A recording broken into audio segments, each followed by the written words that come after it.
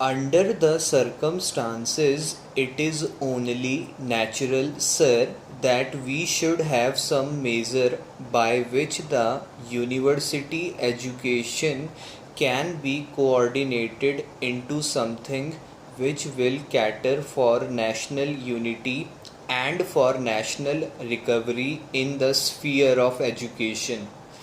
But unfortunately, this bill, with all the fine things that the mover described yesterday, does not attempt to do anything.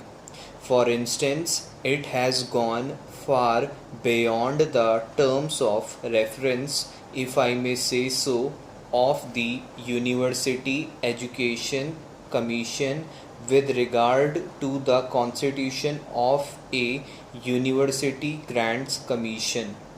From the very little, it is obvious that the University Grants Commission will deal with the allocation of funds that will be permitted by Parliament for educational purposes. That is how it is done in other countries.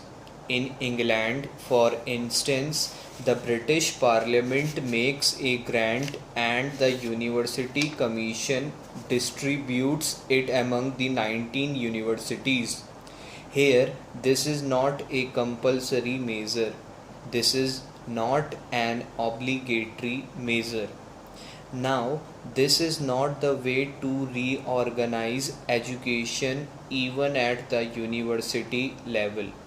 Sir, I quite agree that universities should maintain their autonomy and they should be independent bodies, and their purpose in our society is that of, say, the Supreme Court or the independent judiciary in the sphere of individual rights. They stand for academic freedom. All these things are essential for a university organization, and all these things can be done by better coordination and better control by the central government. But the question is, does this bill, as it has been presented to us now, make any attempt for, or does it even make provision for attempting these things? My humble opinion, sir, is that it does not. To begin with, sir, it has gone far beyond, as I said, the duties imposed on the University Grants Commission by the University Education Commission itself. Secondly, it has failed to understand the reasons why there is a fall in the standards of education and the reasons why there should be a coordination of efforts and for determining the standards of teaching and examinations in our universities. Sir, the standards of teaching and examinations can be maintained only by the university itself. It is not legislation that determines the standards of a university. It is not the inspecting bodies that determine the standards of a university. The standards of a university are determined by the teaching staff, by the university authorities, by the academic bodies, and by the morale of students, which also depends upon these factors. Now, there is nothing in this bill, nor is this the kind of a bill which is needed to ensure these things. Already in this country, we have other educational bodies. We have from time to time our vice chancellors conferences. We have the inter university board, and we have the central advisory board of education. All these bodies deal with the problems arising in universities, the problems arising out of this amorphous growth without any rule or without any order or without any plan or without any design or without any policy. Now, these things have not been dealt with by these advisory bodies. Therefore, if the government thinks that a statutory body should be created, then I should say that this is not the kind of bill that should be produced. Secondly, sir, what is the means of control that the organization will have when it is constituted?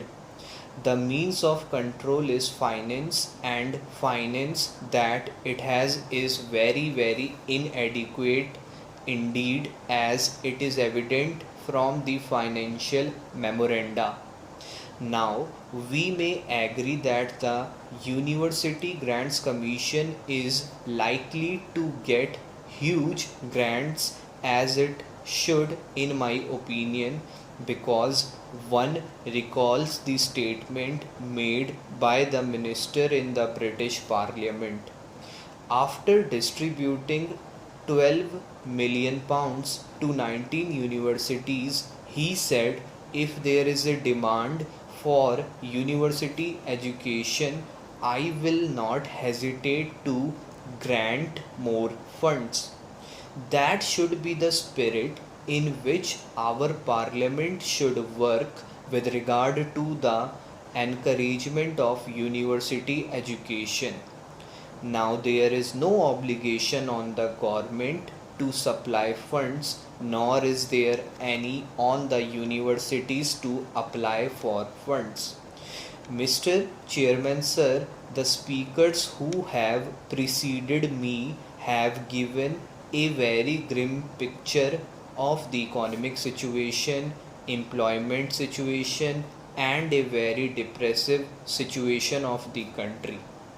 I am glad to know that Shri Vasant Sathi was speaking in 1979 in favor of this sort of a bill, and I am very glad that he has again contributed to the debate in a very constructive manner.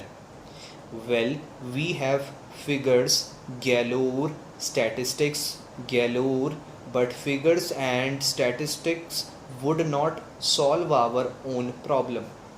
Every year, the figure of 8 million unemployed is added. We are sending rockets into the sky, but we are not spending enough money for the poor and the needy people of this country. We have made serious mistakes in various fields, as has been pointed out by Shri Vasant Sathi.